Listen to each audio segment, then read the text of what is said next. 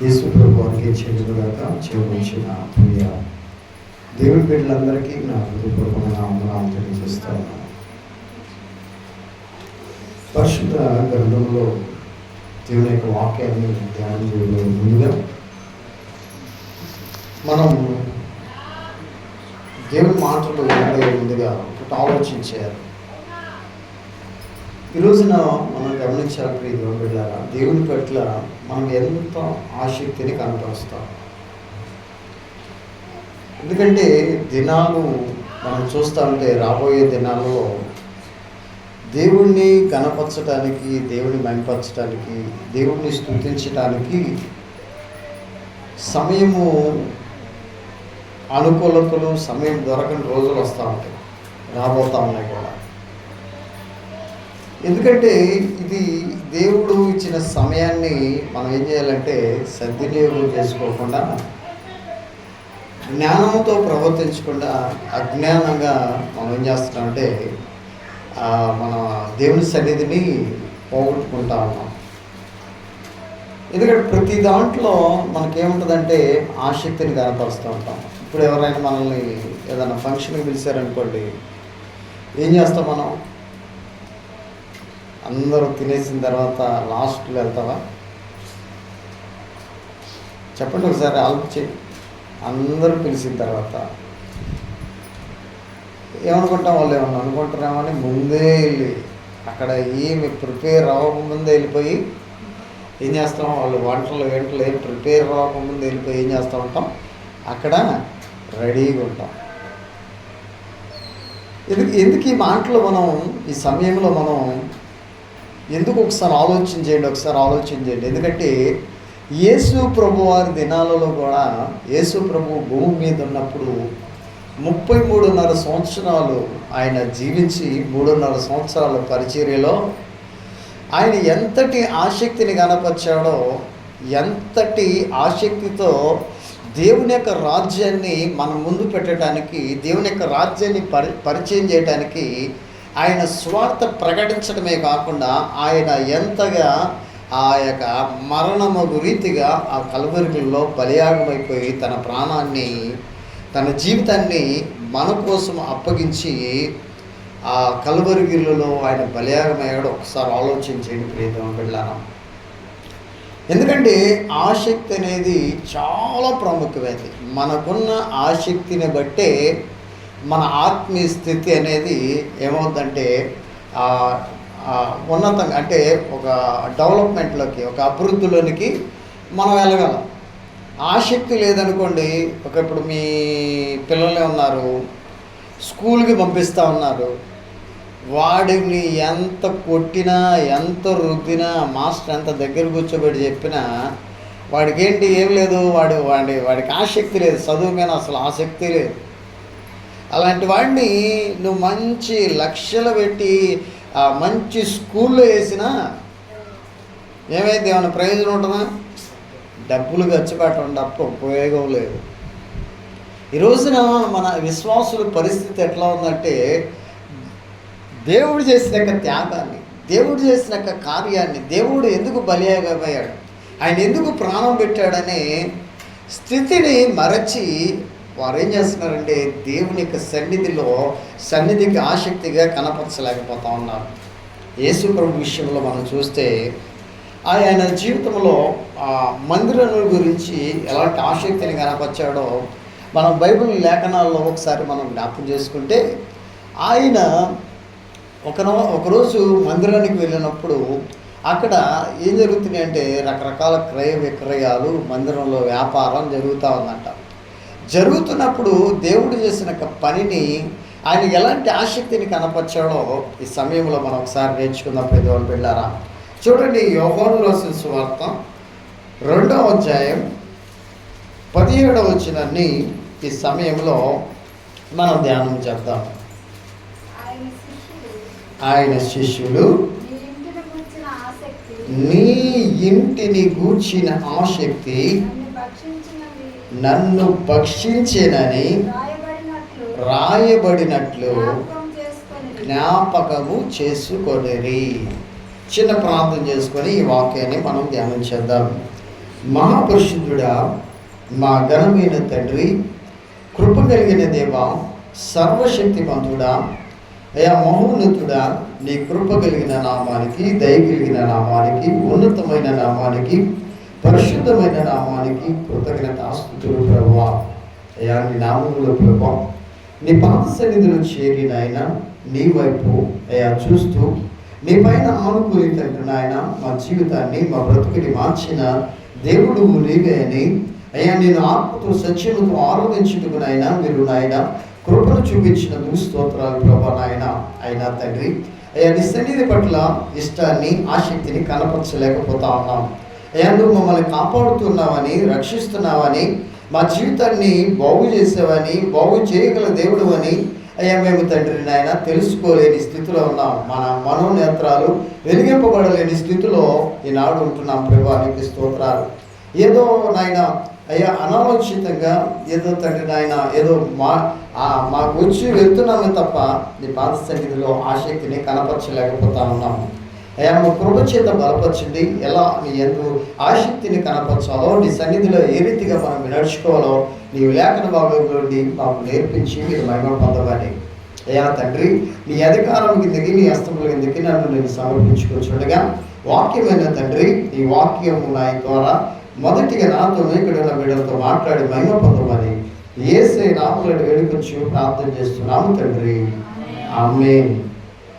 ఇక్కడ ఈ సందర్భము ఎందుకు రాయబడిందో ఒకసారి మనం ఆలోచన చేస్తే, పై వచనాల్లో మనం చూస్తూ దేవాలయంలో ఏమేమి జరుగుతున్నాయి అంటే అక్కడ అంటే 14 వచనం చూస్తే దేవాలయంలో ఎడ్లను, గొర్రెలను, పావురములను అమ్మవారు, రోకలు మార్చేవారు కూర్చున్నట్ట చూచి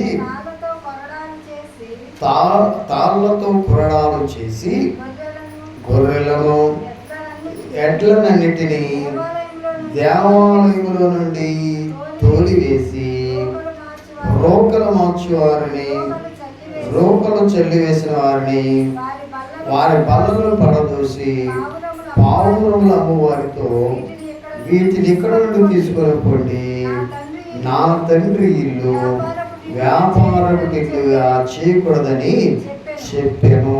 అప్పుడు శిష్యులు నీ ఇంటిని గూర్చిన ఆసక్తి నన్ను భక్షించునని రాయబడినట్లు జ్ఞాపకము చేసుకొని అని రాయబడింది. ఇక్కడ ఇల్లు అంటే దీని మన హృదయము ఎవరికి ఆలయం అంట? దేవునికి ఆలయం. అంటే మన హృదయంలో ఏముండకూడదని దేవుడు తీసేశాడు. దేవునికి వ్యతిరేకమైనవి ఏది మనలో లేకుండా ఆయన స్వరక్తం ఇచ్చి, ఆయన యొక్క రక్తాన్ని కాచి మన హృదయాన్ని ఏం చేశాడు? ఆయన బాగు చేశాడు. బాగు చేసి అంటే ఇక్కడ ఆ దేవాలయం భౌతికంగా కనబడుతున్న దేవాలయంలో ఏమి జరుగుతున్నాయి? వ్యాపారాలు జరుగుతూ ఉన్నాయి. అక్కడున్న పశువులు అమ్ముతూ ఉన్నారు, అక్కడ పావురాలు అమ్ముతూ ఉన్నారు. వీటిని అన్నిటినీ దేవుడు ఏం చేశాడంటే అక్కడ యేసుప్రభు వారు కొరడాలతో కొట్టి వాటినన్నిటినీ బయటికి తోలివేసి ఏమన్నాడు? నా ఇల్లు, నా దేవాలయం ఏమన్నాడు? ఇక్కడ చదవండి, నా తండ్రి ఇల్లు వ్యాపారపు ఇల్లుగా చేయకూడదని చెప్పినట్లు మనం చూస్తున్నాం. ఈ రోజున మనం ఒకసారి ఆలోచన చేయాలి. మనం కూడా దేవుడు మన హృదయం అనే ఆలయాన్ని దేవుడు ఏం చేస్తాడంటే ఆయన మనల్ని ఆయన యొక్క రక్తము చేత పూర్తిగా ఆయన కడిగి వేసిన మన హృదయం, కడిగి వేసిన మన జీవితాన్ని ఏం చేసాము మనం?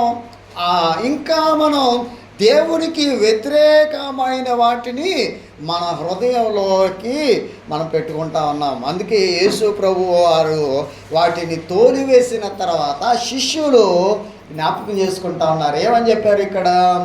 దేవుడు తన ఇంటి పట్ల ఎంత ఆసక్తిని కనపరుస్తున్నాడో ఈ రోజున ఆలోచించాలి ప్రియ దేవుని బిడ్డలారా. అంటే మన హృదయాన్ని ఆత్మీయంగా కట్టడానికి, ఆత్మీయంగా మనల్ని నిలపడానికి ప్రభు చేసిన త్యాగాన్ని, ఆయన చేసిన కార్యాలని ఈ రోజున మనం తలపోసుకుంటూ మనం కూడా ఏం చేయాలి, ఆలోచన చేయాలి. యేసు ప్రభు వారు ఆయన మన హృదయం అనే ఇంటిని గురించి ఎంత ఆశ కలిగి ఉన్నాడో, ఎంత తృష్ణ కలిగి ఉన్నాడో ఒకసారి ఆలోచించేది. ఈ రోజున మనకి ఆయనకున్న ఆసక్తి, మన జీవితాన్ని బాగు చేసే, మన జీవితాన్ని బాగుపరిచే దేవాతి దేవుడికున్న ఆసక్తి ఈ రోజున మనకి కనపడట్లా. ఏదో ప్రభుని నమ్ముకున్నామన్నట్లే మనం కనపడుతున్నామే తప్ప మనలో ఆసక్తి అనేది కనపడట్లా. యేసు ప్రభు చూడండి, ఆయన భూమి మీదకి వచ్చి ఆయన యొక్క ఆసక్తిని మనం చూస్తే ఆయన ఏం చేశాడు, ఇంటిని గురించి శిష్యులు అంటున్నాడు. శిష్యులు సాక్ష్యం చెప్తూ ఉన్నారు, ఏమన్నారు తెలుసా, నీ ఇంటిని గూర్చిన ఆసక్తి నన్ను భక్షించునని. ఎందుకంటే ఈ యొక్క కీర్తనకారుడు 69 కీర్తన 9వ చరణంలో రాయబడిన ప్రవచనము ఇక్కడ నెరవేర్చబడింది. యేసు ప్రభు పట్ల రాయబడిన ప్రవచనం ఆయన అందరినీ కడగవటానికి, అందరినీ బాగు చేయడానికి, ఆలయాన్ని శుద్ధి చేయడానికి ఆయన ఆసక్తిని కనపరుస్తూ ఉన్నాడు. ఈ రోజున మనకి అలాంటి ఆసక్తి కావాలనే దేవుని యొక్క మాటలు రాస్తా ఉన్నాయి ప్రియ దేవుని బిడ్డలారా. ఎందుకంటే ఆసక్తి అనేది చాలా ప్రాముఖ్యమైనది. ఏ పనైనా మనం తలపెట్టాలంటే, ఏ పనైనా జరగాలంటే ఏం చేయాలి, ఆసక్తి అనేది చాలా ప్రాముఖ్యంగా మనం చూడాలి ప్రియ దేవుని బిడ్డలారా. ఎందుకంటే చూడండి, ఒక సంఘము మనం చూసినట్లయితే ఆ సంఘము వాక్యాన్ని వినటంలో, వాక్యానుసారంగా ప్రవర్తించటంలో వాళ్ళ ఆసక్తిగా కలిగి ఉన్నారంట. మరి మన సంఘం ఎలా ఉందో ఒకసారి ఆలోచించేద్దాం ఈ మాటను చదువుకుంటూ. చూడండి, అపోస్తుల కార్యము 17వ అధ్యాయము 11వ వచనాన్ని మనం చూద్దాం ప్రియ దేవుని బిడ్డలారా. వీరు అంటే దెసలోనికలో ఉన్న వారి కంటే గనులై ఉండిరి గనుక ఆసక్తితో వాక్యమును అంగీకరించి. వీళ్ళేంటంట, చూడండి ఈ సంఘం ఎంత ఆసక్తి ఉందో. ఏం చేశారంటే వీళ్ళు వాక్యాన్ని అంగీకరించారు కాబట్టి వాళ్ళకి ఏముందంట, ఆసక్తి ఉందంట. మరి ఈ రోజున ఆసక్తి అనేది మనలో లేకుండా పోయిందంటే మన వాక్యాన్ని అంగీకరించినట్లా. ఇప్పుడు వాక్యాన్ని అంగీకరించిన వాళ్ళే ఆసక్తి ఉంటుంది, అంతే కదా. వాక్యం చెప్పేది అదే కదా, క్లియర్గా చెప్తుంది. మరి వాక్యాన్ని అంగీకరించలేదు కాబట్టి నీకు ఆసక్తి లేదు. వీళ్ళు ఈ దశలోనిక సంఘం, ఈ దశలోనికి ఉన్న సంఘానికంటే వీళ్ళ ఆసక్తి ఏంటంట, వాక్యం పట్ల చాలా ఆసక్తి ఉందంట. ఎందుకు అంత ఆసక్తిని చూస్తున్నారు వాళ్ళు? వాక్యానికి ఎంత ప్రాముఖ్యతనిచ్చారో, వాక్యాన్ని వారి జీవితంలో ఎంత ప్రథమ స్థానంగా తీసుకున్నారో ఒకసారి ఆలోచన చేయాలి. ఎందుకంటే వాళ్ళు బహుశా ఆలోచన చేయొచ్చు, కీర్తనకారుడు అనేక కీర్తనలు రాస్తుంటాడు, నీ వాక్యము నన్ను బ్రతికించును, నీ వాక్యము నా పాదములకు దీపము నా త్రోవకు వెలుగై ఉన్నది అన్నారు. అంటే ఈ సంఘము అంత ప్రాముఖ్యంగా వాక్యానికి అంత ప్రిఫరెన్స్ ఇచ్చారంటే, అంత ప్రథమ స్థానం ఇచ్చారంటే, వాక్యానికి అంత గౌరవం ఇచ్చారంటే వాళ్ళ ఆసక్తి చూడండి ఎంత ఆసక్తితో ఉన్నారో. ఈ రోజున మనకి అలాంటి ఆసక్తి లేకపోవటం వల్లనే మన కుటుంబాలు బాగుపడట్లా, మన జీవితాలు బాగుపడట్లా, మన పిల్లలు అభివృద్ధిలోకి వెళ్ళలేకపోతున్నారు. మనం ఎక్కడున్నామో అదే స్థితిలో ఉంటున్నాము తప్ప ఉన్నతంగా మనం ఆత్మీయంగా మన జీవితాన్ని మెరుగుపరచలేకపోతా ఉన్నాం. ఈ రోజున ఆలోచించేది ప్రియ దేవుని బిడ్డలారా, యేసు ప్రభువుకు ఉంది ఆసక్తి. తన ఇంటిని కూర్చిన ఆసక్తిని కనపరుస్తున్నాడు. దేవాలయాన్ని శుద్ధి చేసుకున్నాడు. ప్రియమైన బిడ్డలారా, ఈరోజు నీకు అలాంటి ఆసక్తి ఉంటే నీ హృదయాన్ని శుద్ధి చేసుకోవడానికి నువ్వు సిద్ధపడి రాగలుగుతావు దేవుని సన్నిధికి. నీకు అలాంటి ఆసక్తి కనపడట్లా.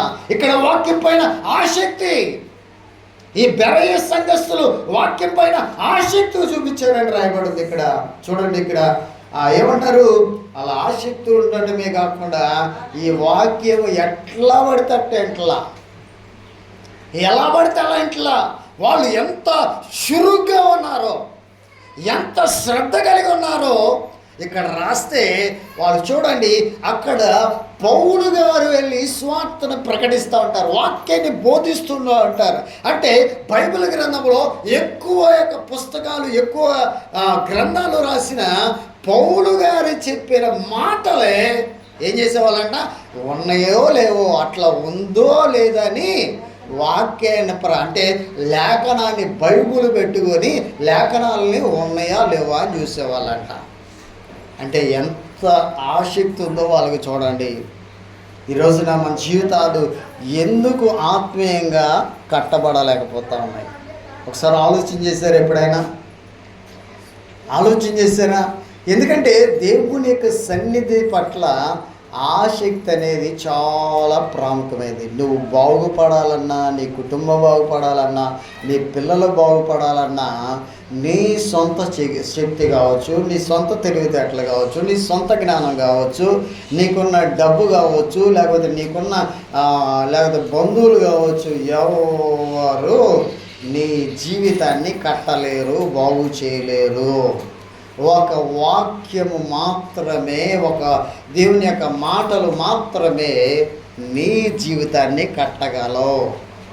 అలాంటి ఆసక్తి కలిగి దేవుని సన్నిధికి రాగలిగితే, దేవుని మందిరానికి రాగలిగితే మన జీవితాలు దేవుడు ఏం చేస్తాడంటే ఆయన బాగు చేయగలడు. ప్రియదేవుని బిడ్డలారా, ఒకసారి ఆలోచించండి. ఇక్కడ సంఘం ఎట్లా ఉందంట, ఆసక్తితో వాక్యాన్ని అంగీకరిస్తూ ఉంది. యేసు ప్రభు మన జీవితాన్ని బాగు చేయడానికి ఆసక్తిగా ఉన్నాడని మనం చూస్తూ ఉన్నాం. ఈ రోజున దేవుడే మన పట్ల ఆసక్తిని కనపరచకపోతే మనం ఏమైపోయాలో ఒకసారి ఆలోచన చేయండి. ఆయన వచ్చి ఈ లోకానికి వచ్చి ఆయన సువార్త ప్రకటించలేదు, మన కోసం మరణించాలా? ఏమయ్యేవాళ్ళం మనం? అందరం పాపం చేసాం. పాపం చేసి దేవుడు అనుగ్రహించి మహిమను పొందలేకపోతా ఉన్నాం. పాపం వల్ల వచ్చే జీతం మరణం. మరణము అంటే ఎక్కడికి వెళ్ళిపోవాలి? నరకంలోకి వెళ్ళిపోవాల్సింది. ఆయన కానీ అడ్డుపడకపోతే, ఆయన కానీ మన కోసం ఆయన అడ్డుపడి త్యాగం చేయకపోతే యేసు ప్రభు వారు అందరూ ఏమైపోయేవాళ్ళు? నరకంలోకి వెళ్ళిపోయారు. ఎందుకంటే దేవుడి దగ్గర న్యాయం ఎట్లా ఉంటుందంటే, యేసు ప్రభు ఆదాముని ఎలా చేశాడమ్మా? ఆయన స్వహస్తాలతో చేశాడు. అంటే ఇష్టంగా చేసుకున్నాడా లేదా?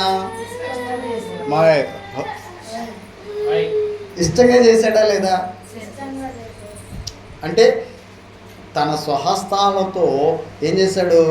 మట్టిని తీసుకొని చక్కగా బొమ్మగా చేసి ఆయన నాసికా రంధ్రంలో జీవాత్మ ఊదాడు. జీవాత్మ ఊది ఏం చేశాడు?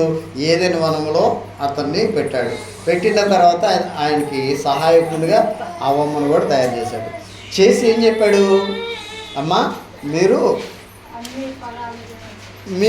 ఈ యొక్క తోటలోని ఫలాలన్నీ తినండి, కానీ మంచి చెడునిచ్చే ఈ ఫలవృక్షాన్ని మాత్రం తినద్దు అని చెప్తే ఏం చేశాడు? వాళ్ళు అదే తిన్నారు. తిన్న వారి జీవితం ఏమైంది ఒకసారి ఆలోచించండి. ఆయన సొంతంగా చేతులతోనే చేశాడుగా, ఆయన స్వహస్తాలతో చేశాడుగా, ఇష్టంగా చేసుకున్నాడుగా. ఇష్టంగా చేసుకున్న వ్యక్తిని, ఇష్టం చేసుకున్న వ్యక్తుల్ని దేవుడు ఏం చేశాడు? ఆయన చట్టం ఎలా ఉంటుంది? ఆజ్ఞ అతిక్రమించటమే పాపం. ఆ ఆజ్ఞ అతిక్రమించిన వారిని ఎవరినైనా సరే శిక్ష వేయడే అధికారం దేవుడికి ఉంది. అవునా లేదా? ఇలాంటి అధికారం ఉన్న దేవుడు ఏం చేశాడు? ఆయన లోకానికి వచ్చి మానవుడిగా జన్మించి మన యొక్క జన్మ కర్మ పాపాలని ఆయన భుజాల మీద వేసుకొని మన జీవితముని మన బ్రతుకుని ఆయన పాపములన్నిటినీ మనల్ని కడిగి క్షమించి ఆయన రక్తాన్ని మన కోసం కాచినట్లు మనం దేవుడి లేఖన భావన సెలవిస్తూ ఉంది. మరి అలాంటి దేవుణ్ణి మనం ఎలా ఆరాధన చేస్తున్నాం, ఎలా ఆసక్తిని కనపరుస్తూ ఉన్నాం. చూడండి, యేసు ప్రభువుకున్న ఆసక్తి, ఇక్కడ బెరయ సంఘస్థులకున్న ఆసక్తి ఈ రోజున మనలో కూడా కావాలి. మనం ఏంటంటే ఏదైనా సరే చాలా తేలిగ్గా తీసుకుంటున్నాం తప్ప సీరియస్నెస్గా అస్సలు తీసుకోవట్లా.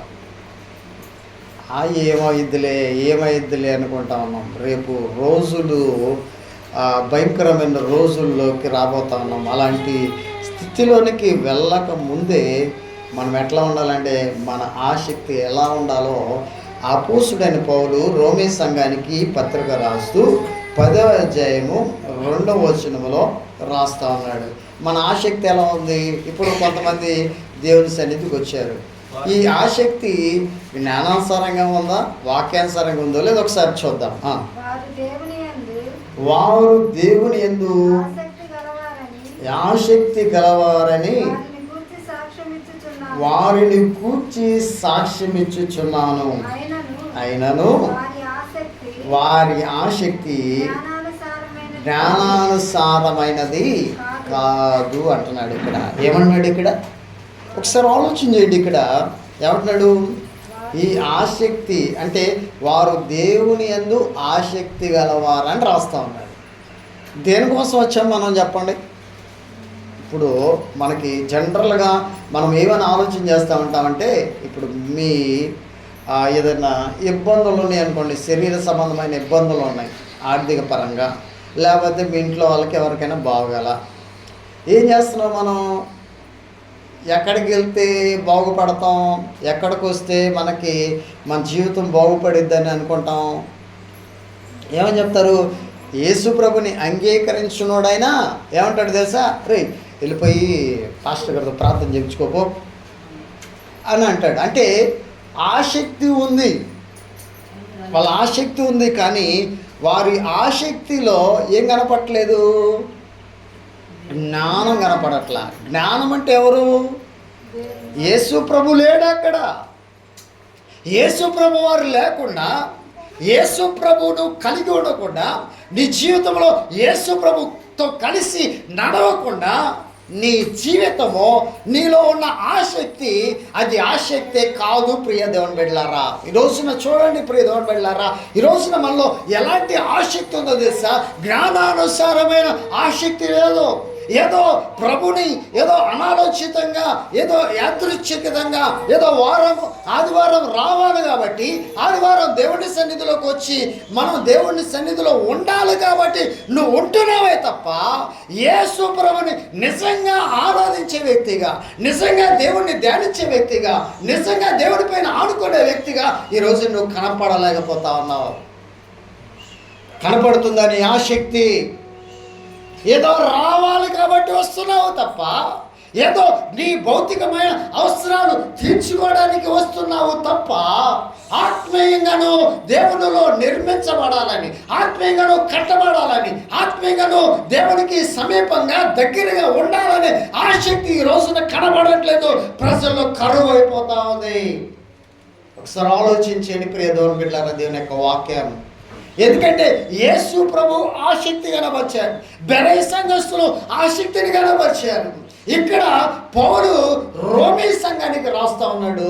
వాళ్ళు భలే ఆసక్తిగా ఉన్నారంట. పాటలు పాడుతూ ఉంటారు, వాక్యాన్ని వింటూ ఉంటారు, దేవుడి మందిరానికి వస్తూ ఉంటారు. కానీ వాళ్ళు ఎవరు లేరంట?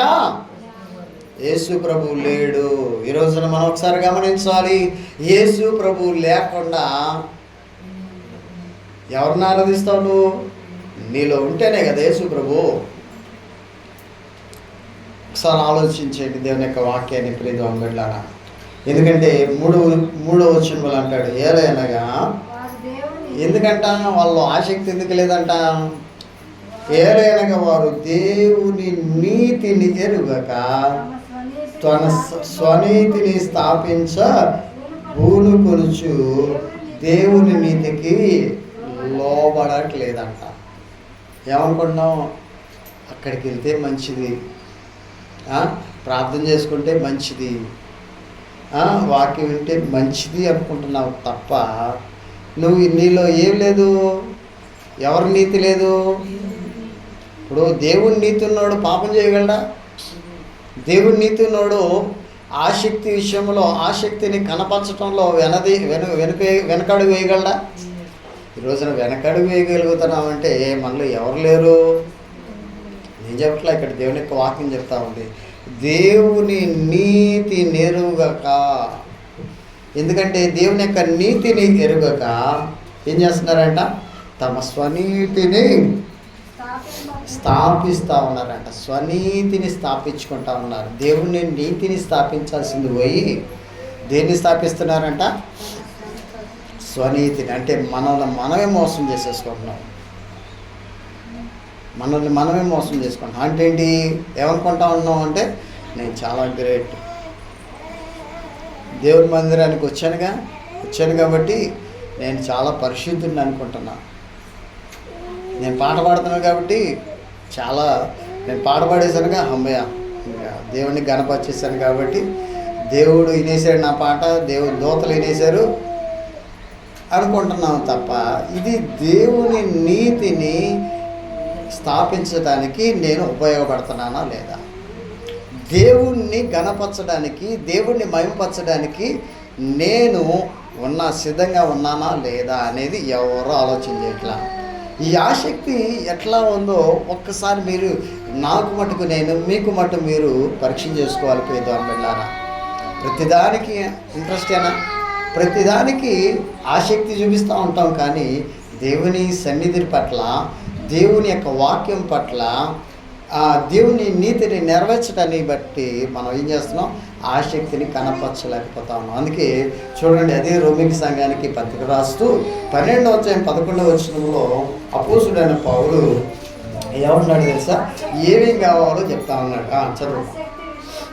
ఆసక్తి విషయములలో మాంద్యులు కాక. మాంద్యులు అంటే ఏంటి? బద్ధకస్తుడు. అంటే ఆసక్తి విషయంలో బద్ధకస్తుడు కాక.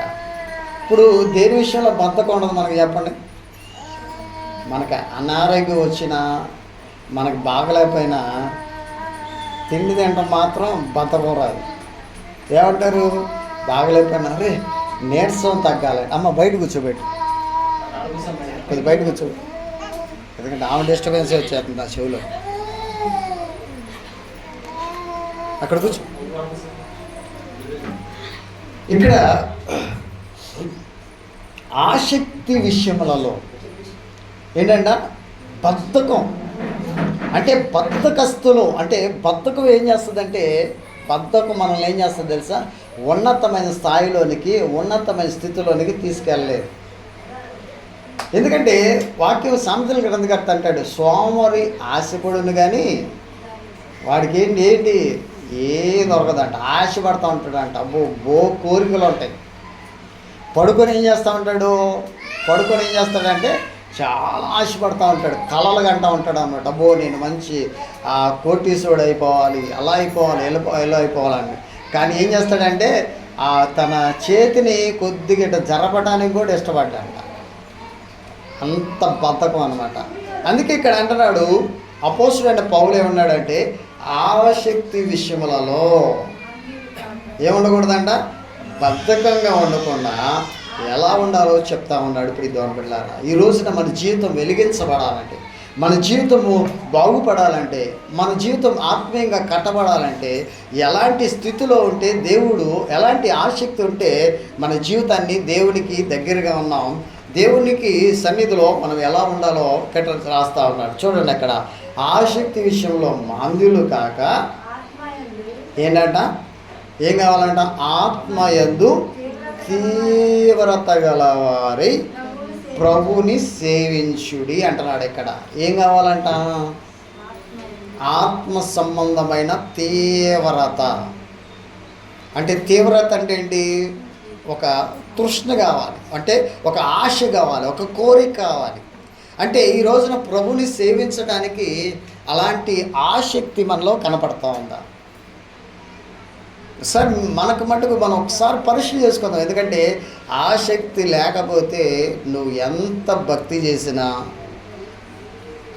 ఎన్ని ఆదివారాలు దేవుని మందిరానికి వచ్చినా, ఎన్ని పాటలు పాడినా, లేకపోతే నాలాగా ఎన్ని ప్రసంగాలు చేసినా, నాలో దేవుని గూర్చిన ఆసక్తి లేకపోతే, దేవుని గూర్చిన ఆత్మ సంబంధమైన తీవ్రత లేకపోతే ప్రయోజనం లేదు. మన భక్తిలో మన భక్తి నిష్ప్రయోజనం అవుతుంది. ఒకసారి అర్థం చేసుకోండి, ఆలోచించండి.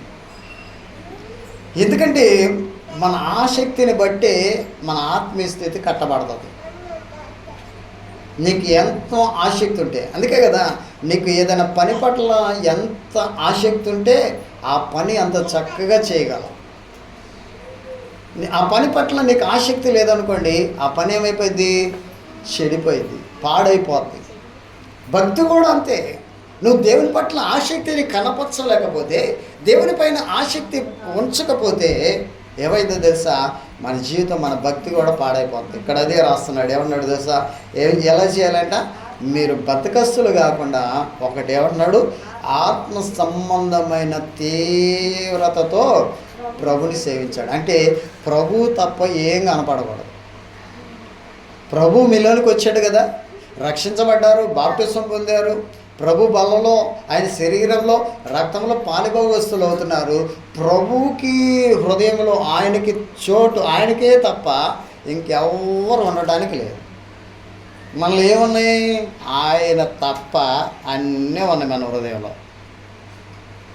మన హృదయంలో అన్నీ ఉన్నాయి. అన్నిటినీ మనం నింపుకుంటున్నాము తప్ప ప్రభువుని మాత్రం హృదయంలో నింపుకోలేకపోతా ఉన్నాం. అంటే ఆత్మ సంబంధమైన తీవ్రత మనలో కనపడట్లా. ఇక్కడ అపోస్తుడైన పౌలు రోమి సంఘానికి రాస్తే ఏమన్నాడు తెలుసా?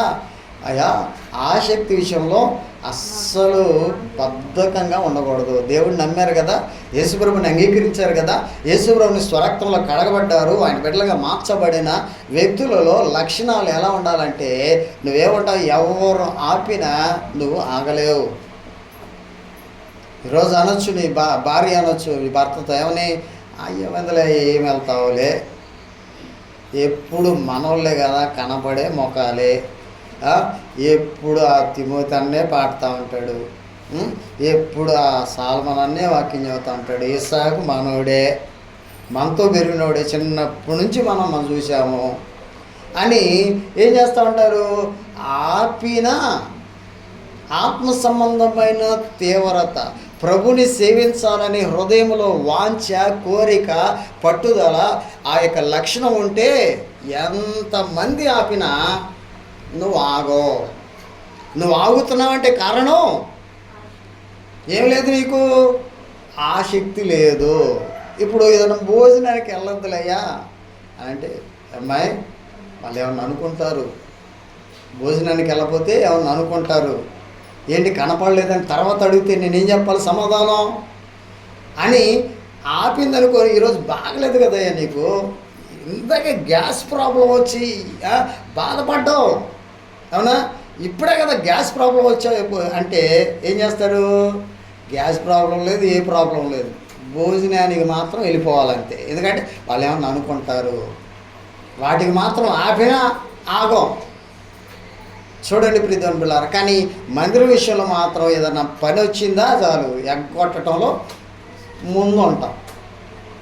ముందుంటాం. అంటే సాకులు ఎత్తుకుంటూ ఉంటాం. ఈరోజున మన ఆసక్తి ఎలా ఉందో ఒకసారి ఆలోచించేద్దాం ప్రియమైన పిల్లారా. ఎందుకంటే ఈ ఆసక్తి, ఇలాంటి ఆసక్తిని మనం కరువైపోతే, ఇలాంటి దేవుని ఆరాధించడంలో, దేవుని అనుసరించడంలో, దేవుని వెంబడించడంలో ఆసక్తిని మనం చూపించలేకపోతే ఒకానొక రోజున మనం ప్రమాదంలో పడతాం, ఇబ్బందుల్లో పడతాం. ఆ రోజు నువ్వు రొమ్ము కొట్టుకొని ఏడ్చినా, నువ్వు బాదుకున్నా, ఎవరి వైపు చూసినా, ఎంత గోజాడినా, ఎంత ప్రార్థన చేసినా, దేవుడు చెయ్యి విడిచిపెట్టిన తర్వాత ప్రయోజనం లేదు. ఆసక్తి ఉన్నప్పుడే ప్రభుని అనుసరించాలి. ఆసక్తి కోల్పోయావా? దేవుని పైన ఆసక్తిని కనపరచడం నువ్వు విశ్రమించావా? నీ జీవితం ఒకానొక దినాన ప్రమాదంలో పడే సూచనలు ఉన్నాయి. ఎందుకంటే నీ ఆసక్తి నిన్ను శ్రమల్లో నుండి, బాధల్లో నుండి, కష్టంలో నుండి, ఇబ్బందుల్లో నుండి రక్షిస్తుందేమో. దేవుని వెంబడించడం, దేవుణ్ణి అనుసరించడం, దేవుణ్ణి నువ్వు ఆయన బిడగా ఆయన సన్నిధిలో ఆయన్ని ఆరాధించటమే నీ జీవితాన్ని ఒకానొక రోజున అది దేవుడు అడ్డుపడతాడేమో, నీకు తోడుగా ఉంటాడేమో. ఈ రోజున మన ఆసక్తి కనపరచకపోవటం వలన ఎంత నష్టపోతామో ఒకసారి ఆలోచించేయండి. ఇక్కడే ఉన్నాడు, ఇక్కడ ఆత్మయందు తీవ్రత గలవారై ఏం చేయాలంటే మనం ప్రభుని సేవించాలి, ప్రభుని ఆరాధన చేయాలి. ఈరోజున మనం అలాంటి ఆరాధన చేయగలుగుతున్నామా? అలాగే సిద్ధపడుతున్నామా ఆరాధన చేయడానికి? ఒకసారి ఆలోచన చేయండి అమ్మా, ఒకసారి ఆలోచన చేయండి. సిద్ధపడుతున్నామా? ఇప్పుడు ఏదన్నా వెకేషన్, ఏదన్నా వెళ్ళాలి, ఏం చేస్తాం? భౌతికంగా ఏం చేస్తాం? చినిగిపోయిన చీర కట్టుకొని వెళ్తామా? ఆమె కూడా వెళ్తాం. చినిగిపోయి చీర కట్టుకొని వెళ్తారా? ఎందుకంటే నేను వృద్ధాప్యంలో ఉన్నా కదా, ముసలామ కదా, 80 సంవత్సరాలు వచ్చినాయి, నాకెందుకు లేమ్మా చీర అంటదా, నన్ను ఎవడు చూసాడులే ఎట్టుంటే ఏందని అని వెళ్ళిద్దా? మీరందరూ మంచి మంచి చీరలు కట్టుకొని వెళ్తే నేను కట్టుకోవటం ఏమైంది అని అంటదా లేదా మా అమ్మగారు? అంటే ఏంటి? చూడండి, ఆలోచించండి. ప్రతి దాంట్లో మనం ఆటి కనపరుస్తున్న ఆసక్తిని ప్రభువులో కనపరచాలని దేవుని మాటలు సెలవిస్తాము. దేవుని వాక్యం స్పష్టంగా మనకు బోధిస్తూ ఉంది. యేసు ప్రభువులో కనపడింది ఆయన ఆలయాన్ని గుర్చిన ఆసక్తిని, ఆలయాన్ని గుర్చిన బాగు చేయాలనే ఆసక్తి యేసు ప్రభువులో కనపడతా ఉంది. బెరయ సంఘస్థుల్లో కనపడతా ఉంది ఆసక్తి. దేవుని యొక్క వాక్యానికి ఇచ్చిన శ్రద్ధ, వారు ఎంత ఆసక్తితో ఉన్నారో బెరయ సంఘస్థుల్లో కనపడతా ఉంది. రోమీ సంఘంలో కనపడతా ఉంది. అక్కడ వారు ఏం చేస్తారంటే వారికి ఆసక్తి ఉంది, కానీ వారి ఆసక్తిలో జ్ఞానం కనపడట్లా, దేవుని నీతిని నెరవేర్చాలని ఉద్దేశం వారికి కనపడట్లా. అయితే ఇక్కడ రోమీ సంఘంలో అన్నాడు, ఎలా ఉండాలో చెప్తా ఉన్నాడు పౌలు భక్తుడు. ఏమన్నాడు? ఆత్మయందు తీవ్రత గలవారే ప్రభుని సేవించండి. ఇంకేమన్నాడు? నిరీక్షణ గలవారై సంతోషం ఉండాలి. దేవుని మందిరానికి ఎట్లా రావాలమ్మా? ఏంటా నిరీక్షణ అంటే ఏంటి?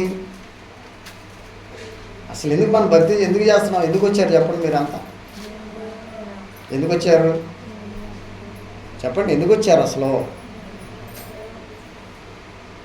ఏంటా నిరీక్షణ అంటే ఏంటి? ఇప్పుడు హెబ్రీయుల గ్రంథకర్త 11వ అధ్యాయంలో రాశాడు, విశ్వాసమనున్నది నిరీక్షించే వారి యొక్క నిజ స్వరూపమును అదృశ్యమైనవి ఉన్నవనుటకు రుజువు అంటున్నాడు ఇక్కడ. ఏది అదృశ్యం? మీరు ఎవరైనా పరలోక రాజ్యం చూసారా? చూడలేదు. చూడకుండా ఏం చేస్తున్నాం? నమ్ముతున్నాం. అదే నిరీక్షణ అంటే మన నిరీక్షణ ఏంటి? ప్రభువుని నేను నమ్ముకున్నాను కాబట్టి, ప్రభు నేను అంగీకరించాను కాబట్టి, నేను ప్రభుని సేవిస్తున్నాను కాబట్టి నాకున్న నిరీక్షణ ఏంటంటే పరలోక రాజ్యంలో నేను ప్రభువుతో కలవబోతున్నాను అనే సంతోషం ఉండాలి. ఈరోజున అలాంటి సంతోషం మనలో ఉందా? అలాంటి సంతోషం ఉందా మనకి? మనం ఏమనుకున్నాం? అయ్యో ఉందలే అనుకుంటున్నాం. ఇలా అంటే ఆసక్తులు ఉన్న వారిలో ఏముంటుందంట? ప్రభుని సేవించే తీవ్రత ఉంటుంది. రెండోది ఏముంటుంది అంట? నిరీక్షణ. ప్రభుని నేను చనిపోయినా, ఈ భూమిని విడిచిన తర్వాత ప్రభుని నేను కలవగలను, ప్రభుతో నేను మాట్లాడగలను, ప్రభుతో నేను అక్కడ ఉండగలననే నిరీక్షణ ఉన్న వాళ్ళకే సంతోషం ఉంటుంది. ఈ రోజున మనకి సంతోషాలు, మన కుటుంబాల్లో సంతోషాలు కరువవుతున్నాయి గల కారణం అవునా? ఏదో ఒకటి సంతోషం ఉండదు. తాత్కాలికమైన సంతోషాలను ఎదుర్కొంటున్నాం, వాటిపైన ఎదురు చూస్తున్నాం తప్ప శాశ్వతమైన ఆనందం, శాశ్వతమైన సంతోషం కోసం ఈరోజు మనం చూడలేకపోతా ఉన్నాం. శాశ్వతమైన సంతోషం ఎక్కడ దొరికిద్దమ్మా? ప్రభు సన్నిధిలో దొరికిద్దమ్మా. ప్రభు పైన ఆసక్తి ఉంచితే, ప్రభు పైన నీ జీవితాన్ని నీ బ్రతుకుని ప్రభు చేతిలో పెడితే, ప్రభుని సేవిస్తే ఆసక్తితో, అప్పుడు ఏమైందంటే ఏమైందంట, నిరీక్షణ ఉంటుంది, నీకు ఒక నమ్మకం వచ్చేస్తుంది. ఎందుకని? నీకెవరున్నారు అండగా? యేసు ప్రభు ఉన్నాడు కాబట్టి నీకు సంతోషం వస్తూ ఉంటుంది. అవునా లేదా? సంతోషంగా ఉంటావా లేదా? ఇప్పుడు నీ పక్కన మీ ఇంట్లోనో ఎవరైనా గొప్ప వ్యక్తులు ఉన్నారనుకోండి, ఎవరైనా రాజకీయంగా మంచి పలుకుబడి ఉన్న వ్యక్తి ఉన్నాడు అనుకోండి, మీరు భయపడతారా? భయపడరు. ఏం చేస్తాడు? మావాడు అని సంతోషంగా చెబుతూ ఉంటారు. అట్లాగే వాళ్ళకంటే మన ప్రభువు ఆయన గొప్పవాడు, ఆయన ఉన్నతుడు, ఆయన శ్రేష్టమైన వాడు. ఆయనే మన పక్కన ఉంటే ఎంతగా సంతోషించాలో ఒకసారి ఆలోచన చేయండి. అంటే ఆసక్తిలో ఏముండాలి? ఆత్మ సంబంధమైన తీవ్రత ఉండాలి. ఆసక్తి అనేది నిరీక్షణ ఉండాలి. నిరీక్షణలో సంతోషం ఉండాలి. ఇంకేమన్నాడు అంటే శ్రమ వస్తూ ఉంటాయి, శ్రమలు వస్తూ ఉంటాయి. ఈ శ్రమల్లో ఏం కావాలంట? చాలా ఓర్చుకోవాలి. ఇప్పుడు ఓర్చుకున్న వ్యక్తుల్లో మనం గమనించినట్లయితే ఏబు భక్తుడిని మనం చూడవచ్చు. ఏబు జీవితంలో ఆ గ్రంథంలో మనం చూస్తే అతడు యథార్థంగా ఉన్నాడు, న్యాయంగా ఉన్నాడు, నీతిమంతుడుగా ఉన్నాడు. కానీ ఆయనకి శ్రమలు వచ్చినాయి. ఆ శ్రమల్లో ఏం చేశాడు? ప్రభువుని ఏమన్నా విశ్రమించాడా? ప్రభువుని వెంబడించడంలో, సేవించడంలో ఏమన్నా విఫలమయ్యాడా? ఏం చేశాడు? తనకి ఎలాంటి ఘోరమైన శ్రమ వచ్చిందో తెలుసా? ఏమైంది? తన ఆస్తిని, తన పిల్లల్ని, వాటిని మాత్రమే కాకుండా శరీరం అంతా ఏమొచ్చేసినాయి? కురుపులు వచ్చేసినాయి, పుళ్ళు వచ్చేసినాయి, అనారోగ్య సమస్య కూడా వచ్చేసింది. అయినా ఏం చేశాడు? ఏమన్నాడు? మాటలో ఆయన నోటి మాట నుంచి ఏమన్నాడు? యెహోవా ఇచ్చాడు, యెహోవా తీసుకున్నాను, యెహోవా నామమునకు స్తుతి కలుగునుగాక అన్నాడే తప్ప ఈ విషయంలో దేవుడు అన్యాయం చేశాడనే మాట మనసులో కూడా రానిలేదంట. ఇక్కడ అంటే ఆసక్తిలో ఏం చేయాలి? మనలో కూడా అప్ అండ్ డౌన్స్ వస్తూ ఉంటాయి, శ్రమలు వస్తూ ఉంటాయి, ఏదో ఒక చికాకులు, ఏదో ఒక తలకాయ నొప్పులు మన ఇంట్లో వస్తూ ఉంటాయి. కానీ వాటిని ఎప్పుడైతే దేవుని పట్ల ఆసక్తిని కనపరుస్తావో, దేవుని పైన నువ్వు ఆనుకుంటావో, దేవుని పైన ఆధారపడతావో, ఏమైందంట? శ్రమ నిన్ను ఎలా ట్యూన్ చేసిందో తెలుసా? చాలా ఓర్చుకునేటట్లు చేస్తుంది. ఈరోజున ఏదైనా కష్టం వచ్చింది, శ్రమ వచ్చింది, దాన్ని తట్టుకోలేక విలవల్లాడిపోతున్నావు అంటే ఏం తక్కువైంది నీలో? ఆసక్తి తక్కువైపోయింది. దేవుడంటే ఆసక్తిని తగ్గించేసావు. ఆసక్తిని పెంచుకుంటే నీకు వచ్చినా కానీ ఏ శ్రమ వచ్చినా కానీ దేవుడు నా పక్షాన ఉన్నాడు, నాతో ఉన్నాడు అని ఏబులాగా అనుకొని ముందుకు సాగగలవు ప్రియదేవుని బిడ్డలారా. అంటే వీటన్నిటికీ మూలం ఏంటో తెలుసా? ఆసక్తి అనేది చాలా. నీ ఆసక్తే నీ జీవితాన్ని కట్టగలదు, నీ ఆసక్తే నీ జీవితాన్ని మార్చగలదు. నువ్వు దేవుని పైన ఉంచిన ఆసక్తే నీ బ్రతుకుని మార్చగలదు అని ఒకసారి ఆలోచించేయండి.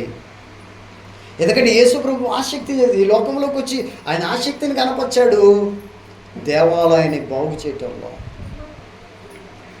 బెరయ సంఘస్థులు ఆసక్తితో వాక్యాన్ని విన్నారు, వాక్యానుసారంగా జీవించారు, బ్రతికారు. రోమీయులకు రాసిన ఆ సంఘంలో కూడా చూసినట్లయితే వారు కూడా ఆసక్తి విషయంలో ఎలా ఉండకూడదో చెప్తా ఉన్నాడు పౌలు. ఆత్మ తీవ్రత గలవారై ప్రభుని సేవించాలి, నిరీక్షణ గలవారై సంతోషించుచు శ్రమ యందు ఓర్పు గలవారై. 4వది అంటున్నాడు ఇక్కడ. ఏం కావాలంట? ఏ ప్రార్థన కావాలంట? ఆసక్తితో ప్రార్థన. ఆసక్తితో ప్రార్థన ఎట్లాంటి కార్యాలు ఆయన చేయగలరు? ఎందుకంటే మనం బైబిల్ గ్రంథంలో మనం చూస్తే ఒక భక్తుడు ఉన్నాడు, ఆయన ప్రార్థన చేశాడు. యోబు గ్రంథము 5వ అధ్యాయం 17వ వచనంలో మనం ఒకసారి చూద్దాం.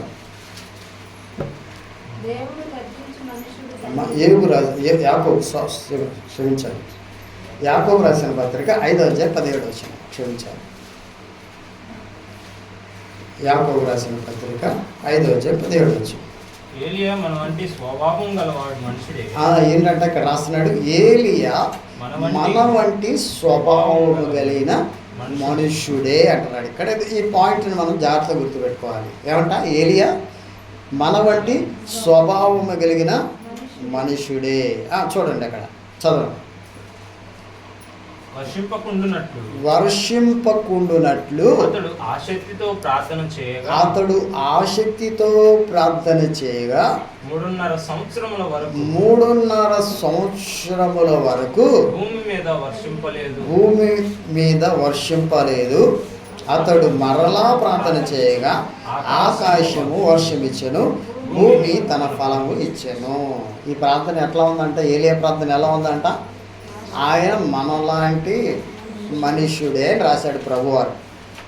ఇప్పుడు అంటే మన ప్రార్థన కూడా ఎట్లా ఉండాలంట? ఆసక్తి ఉండాలి. అంటే ఈ ప్రార్థనలో ఆసక్తి ఉంది కాబట్టి ఏం జరిగింది అక్కడ? వర్షం పడకూడదని ప్రార్థన చేశాడంట. వర్షం పడకూడదని ప్రార్థన చేస్తే ఎన్ని సంవత్సరాలు ఆపాడు ఆయన?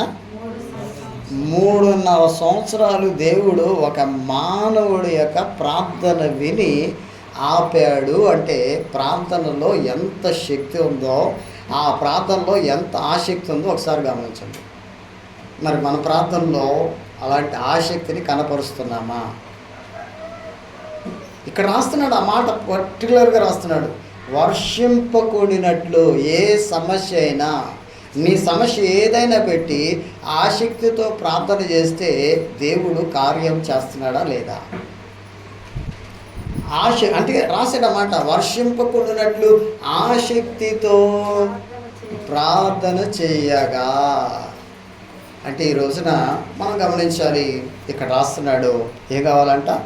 ప్రార్థన యందు పట్టుదల. అపోస్తలుడైన పౌలు కూడా అదే చెప్తున్నాడు.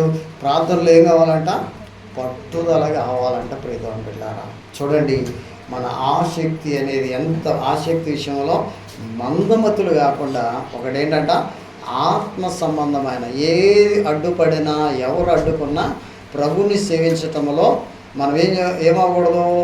ఎప్పుడు వెనకడుగు వేయకూడదు. రెండోది ఏంటి? ఆసక్తి ఉంటే మనకి ఒక నిరీక్షణ ఉంటుంది. ఎవరు? ప్రభు మనతో ఉన్నాడు, ప్రభు మనలో ఉన్నాడనే ఆసక్తి ఉంటుంది. ఆ ఆసక్తి మనల్ని ఏం చేస్తుందంట? సంతోషంగా ఉండేటట్టు చేస్తుంది.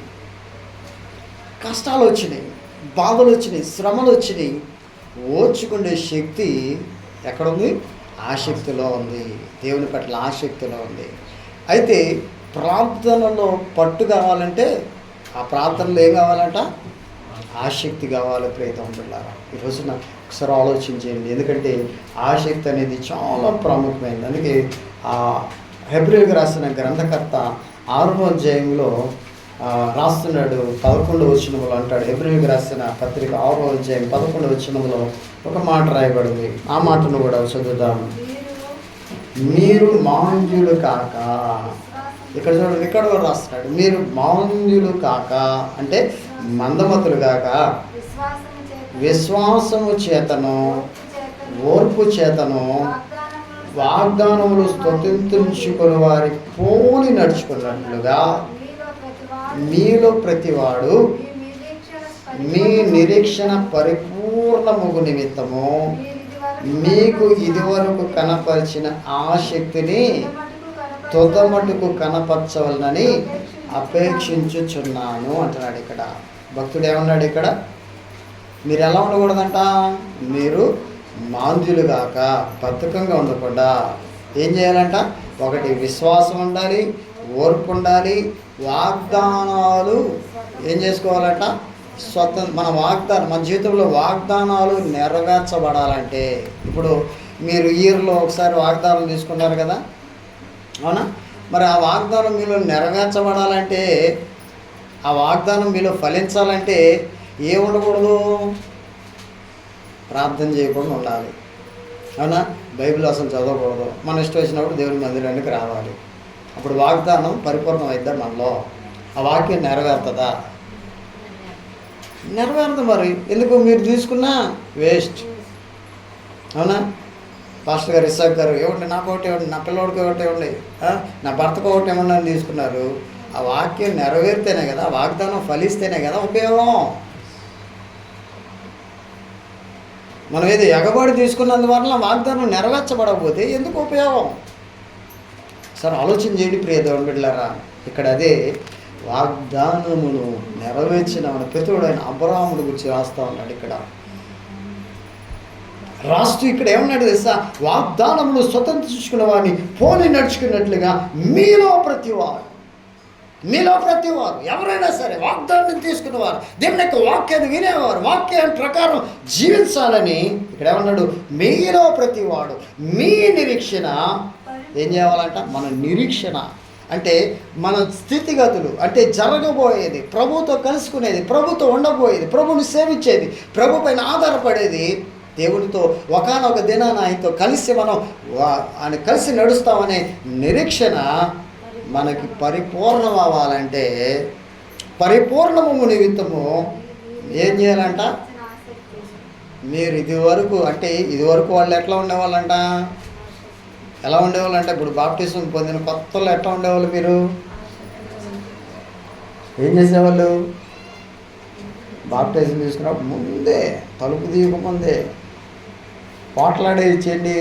ఏంటన్నా ఇసాక్ పాస్టర్ గారు, ఏంటి తలుపు తీయండి, టైం ఎంత అయింది అని అడిగి ఉండొచ్చు మీరు. అందుకే ఇక్కడ అన్నాడు, మీరు ఇది వారు కనపరిచిన ఆసక్తి ఎప్పటి వరకు ఉండాలంట? తోదమాట కంటే మనం భూమి మీద ఉండేంత వరకు ఆసక్తిని కనపరచాలి. అప్పుడే మన జీవితాలు బాగుపడతాయి. యేసు ప్రభులో చూసాము ఆసక్తి. ఆయన ప్రాణం పోయేంత వరకు ఏం చేశాడు? ఆ కలవరిగిరిలో మన కోసం, మన నిమిత్తం తను ఏం చేశాడు? తన ప్రాణాన్ని పెట్టి అప్పుడు కూడా ప్రాణం పెడతా కూడా మన గురించి ఆలోచన చేస్తూ ఉన్నాడు. ఆయన మాట్లాడుతూ ఉన్నాడు, అయ్యా వీళ్ళు ఏం చేస్తున్నారు, వీళ్ళకి తెలియదు, వీరిని క్షమించండి అంటున్నాడు. ఒక దొంగ శరణు వేడితే ఆ దొంగని ఏం చేశాడు? నీవు నాతో కూడా పరదేశంలో ఉంటావయ్యా అన్నాడు. ఇక్కడున్న వారిని విశ్రమించలేదు, తల్లి ప్రేమను చూపిస్తూ ఉన్నాడు, ఇదిగో నీ కుమారుడు అన్నాడు. ఇంకా మనం అనేక మాటలు మనం చూస్తున్నట్లయితే మన ఆత్మీయ స్థితి బాగుపడాలని ఆయన ఏం చేస్తున్నాడు? మరణమగు రీతిగా ఆ కలవరికల్లో బలియాగమవుతూ దాహం కొన్నాను, నేను దప్పికొన్నాను అంటున్నాడు, ఆత్మను అప్పగిస్తున్నాను అంటున్నాడు. ప్రియదేవుని బిడ్డలారా, ఈ మాటలన్నీ గ్రహిస్తూ ఉంటే ఆయన ఇంటి పట్ల ఎంత శ్రద్ధ కలిగి ఉన్నాడు, ఎంత ఆసక్తిని కనపరుస్తున్నాడో ఒకసారి ఆలోచన చేయాలి. ఈ రోజున యేసు ప్రభు కలిగిన ఆసక్తి మనలో కూడా కనపడాలా లేదా? మరి ఆయన బిడ్డలమని చెప్పుకుంటున్నాం, ఆయన పేరు పెట్టుకుంటున్నాం, ఆయన కుమారులం అనుకుంటున్నాం, ఆయన కుమార్తెలం అనుకుంటున్నాం, మేము ఆ యేసు ప్రభుని నమ్మామంటున్నాము. ఆ ఆసక్తి మనలో ట్రాన్స్ఫర్ అవ్వాలా లేదా? మనలో కనపడాలా లేదా? ఈ రోజున అది కనపడట్లేదంటే నీ ఆసక్తి జ్ఞానంగా ఉందా, జ్ఞానానుసారంగా ఉందా లేదా అనేది ఒకసారి ఆలోచించేయండి. ఎందుకంటే దేవుని పట్ల తృష్ణ కనపట్ల, దేవుని పట్ల ఆతృత కనపట్ల, దేవుని సేవించాలనే ఆశ, కోరిక నీలో కలగట్లా. ఒకసారి ఆలోచించేయండి. అందుకే ఇక్కడ అన్నాడు, తొద్ద మట్టుకు ఎప్పటి వరకు ఉండాలంట ఆసక్తి? తిమోతి గారు ఎప్పటి వరకు ఉండాలంట? తొద్ద మట్టుకు అంటే నీ ప్రాణం పోయేంత వరకు దేవుని పట్ల ఆసక్తి ఉంచాల్సిందే. అంటే ఆసక్తి ఉండకపోతే నష్టపోతాం. యేసు ప్రభు ఉన్నాడు, బెరై సంఘస్థులు ఉన్నారు, రోమి సంఘం ఉంది. రోమి సంఘం ఒకసారి పడిపోతున్న వారిని అపోస్తులైన పౌలు ఏం చెప్తున్నాడు? అమ్మా, మాంద్యులుగా ఉండదు, తీవ్రంగా ఉండండి, నిరీక్షణ గలవారు సంతోషించండి, ఓర్పు ఉండాలి, ప్రార్థనలు ఏముండాలి? పట్టుదల ఉండాలి అని చెప్తున్నాడు. ఇది ఎప్పటి వరకు ఉంచాలని చెప్తున్నాడు ఇక్కడ? తొద మటుకు. ఈరోజు అలాంటి తొద మటుకు దేవునిలో ఉండగలుగుతున్నామా? ఒకసారి ఆలోచన చేయండి. ఎందుకంటే మన ఆసక్తి, దేవుని పట్ల ఉన్న శ్రద్ధ, దేవుని పట్ల ఉన్న నమ్మకం, దేవుని పట్ల ఉన్న విశ్వాసం మన ఆసక్తిని బట్టే ఉంటుంది. మనకి ఇంట్రెస్ట్ లేదనుకోండి, ఏం చేస్తారు? ఇప్పుడు అంటూ ఉంటారు కదా, ఇప్పుడు ఒక స్టూడెంట్ ఉన్నాడు, ఆ స్టూడెంట్కి ఎంత చెప్పినా అర్థం కావట్లే. ఏమంటాడు మాస్టర్, చెవిటోటు ముందు శంఖం ఎంత ఊదినా కానీ వాడికి వినపడినట్లు, ఏంద్రా బాబు నువ్వు, నేను ఎంత చెప్పాలరా బాబు అన్నట్లు ఈ రోజున క్రైస్తవ లోకం కనపడతాం. దేవుని మందిరానికి రావాలి, దేవుని సేవించాలి, ప్రభు పైన ఆనుకోవాలి, ప్రభు పైన ఆధారపడాలి, ప్రభు పైన నువ్వు ఆధారపడి ప్రభు శరీరంలో రక్తంలో పాలిభాగస్తుడు అవ్వాలి. ఏ ఆదివారం పోగొట్టుకోకూడదు, ఏ సమయాన్ని దుర్వినియోగం చేయకూడదు. సమయాన్ని దేవునికి ఇవ్వాలని దేవుని యొక్క వాక్యం ఘోషిస్తున్నా చెబుతున్నా మనం ఏం చేస్తున్నాం? ఇక్కడ వింటా ఉన్నాం కానీ ఏమవుతుంది? ఈ చెవులోకి వెళ్ళిపోతున్నాయి, బయటికి వెళ్ళిపోతుంది. హృదయంలో స్టోర్ అవ్వట్లా. స్టోర్ అయితే ఏమవుతుంది? హృదయంలో ఉన్నవాడు వింటాడు. అని ఏం చేస్తున్నాం అంటే వెళ్ళిపోతాం. అలా ఉండొద్దు ప్రియ దేవుని బిడ్డ, అలా ఉండొద్దని దేవుని యొక్క వాక్యం సెలవిస్తూ ఉంది. ఎందుకంటే ఆసక్తి అనేది ఏ పనిలో అయినా సరే, ఎలాంటి పనిలో అయినా ఉన్నతమైన స్థాయిలో నిలబెట్టాలంటే ఆ పని పట్ల ఆసక్తి ఉంటేనే. ఇప్పుడు మిమ్మల్ని అంటారు కదా, అబ్బా అక్క నువ్వు చాలా బాగా చేసావు వంట అంటానికి ఏంటి? ఇంట్రెస్ట్గా చేస్తేనే ఆ వంట బాగా వచ్చింది. అవునా? ఇంట్రెస్ట్గా చేయలేదనుకోండి, మీ భర్త మీద కోపం ఉంది, ఏం చేసావు? ఎట్ట పడితే అట్ట కూర కలిపి పెట్టేసావు. ఏమైంది? తినగలరా? ఒకసారి ఆలోచించండి, తలలో ఉంచండి. ప్రభు పట్ల ఎంత ఆసక్తి కలిగి ఉన్నాం, ఎలాంటి స్థితిని మనం కలిగి ఉన్నాం, సమయంలో ఆసక్తి విషయంలో మనం ఎట్లా ఉన్నామని ఒక్కసారి ఆలోచించేద్దాం. ప్రభు ఇక నుంచి అయినా నీ పైన ఆనుకుంటాను, ఆసక్తిని కనపరుస్తాను. అయ్యా నువ్వు దేవాలయం పట్ల మా పట్ల ఎంత శ్రద్ధ చూపించావు, ఎంత ఆసక్తిని కనపరిచావు. మరణమగు రీతిగా మా కోసం బలియాగమైతే నీ ప్రాణాన్ని మా కోసం సమర్పించావు ప్రభువా. ఈరోజున అలాంటి ఆసక్తి మాలో కూడా కలగాలి, మాలో కూడా ఉండాలని నువ్వు మాట్లాడగా ఈ మాటలు నా హృదయంలో ఉంచు ప్రభువా. అయ్యా నీ వాక్య ప్రకారం నేను జీవించాలి, నడవాలని ఆశపడుతున్నా. నా కుటుంబాన్ని బాగు చేసుకోవాలని, నన్ను నేను బాగు చేసుకోవాలని, నన్ను నేను ఆత్మీయంగా కట్టుకోవాలని ఆశపడుతున్నాను ప్రభువా. ఒకసారి ఆలోచించండి ప్రియమైన పిల్లరా, నువ్వు ఆసక్తి, దేవుడి పట్ల ఆసక్తిని ఎందుకు కనపరచలేకపోతున్నావో దేవుడు స్పష్టంగా మాట్లాడాడు. నీలో ఆత్మసంబంధమైన తీవ్రత లేదు, దేవుడి పట్ల ఒక మంచి నిరీక్షణ లేదు, శ్రమలు వస్తున్నాయి కానీ ఓర్చుకోలేకపోతున్నావు, ప్రార్థనలో పట్టుదల లేదు, కాబట్టి నువ్వు వెనకడిగిపోతా ఉన్నావు. తుద మటుకు నువ్వు ఆసక్తిని కనపరచాలని దేవుని యొక్క వాక్యం మనకి సెలవిస్తూ ఉండగా నువ్వు ఆసక్తిని కనపరచలేకపోతా ఉన్నావు, దేవుడి పైన ఆనుకోలేకపోతా ఉన్నావు. అడగండి, ఇప్పుడైనా అడగండి, ప్రభువా నన్ను క్షమించు ప్రభువా. అయ్యా నేను నమ్మాను కానీ, బాప్తిస్మం పొందాను కానీ, మారు మనసు పొందాను కానీ, కొన్ని సంవత్సరాల నుంచి ప్రభువు యొక్క శరీరంలో రక్తంలో పాలుభాగస్తులు అవుతున్నాను కానీ నా ఆసక్తి జ్ఞానానుసారంగా కనపడట్లేదు. అయినను వారి ఆసక్తి జ్ఞానానుసారమైంది కాదు, దేవుని నీతి నెరుగక స్వనీతిని పోడుకొనుచున్నారని నీ వాక్యం ద్వారా మాతో మాట్లాడావు ప్రభా. నేను సొంత జ్ఞానాన్ని ఉపయోగిస్తున్నానేమో, సొంత తెలివితేటలను ఉపయోగిస్తున్నానేమో, నేను మంచి భక్తి పడిన అనుకుంటున్నానేమో ప్రభా. క్షమించు ప్రభా, క్షమించు నాయన అని అడుగుదాం, బతిమలాడుకుందాం. నీ రక్తంలో శరీరంలో పాలుభాగస్తులవుతున్నాను, దయతో నన్ను క్షమించు. ఈ రోజు నుంచి నేను ఆసక్తితో నేను వెంబడిస్తాను, ఆసక్తిని కనపరుస్తాను, ఆసక్తితో ప్రార్థన చేస్తాను, ఆసక్తితో వాక్యం వింటాను, ఆసక్తితో దేవుడి మందిరానికి వస్తాను ప్రభా. ప్రార్థించేద్దాం.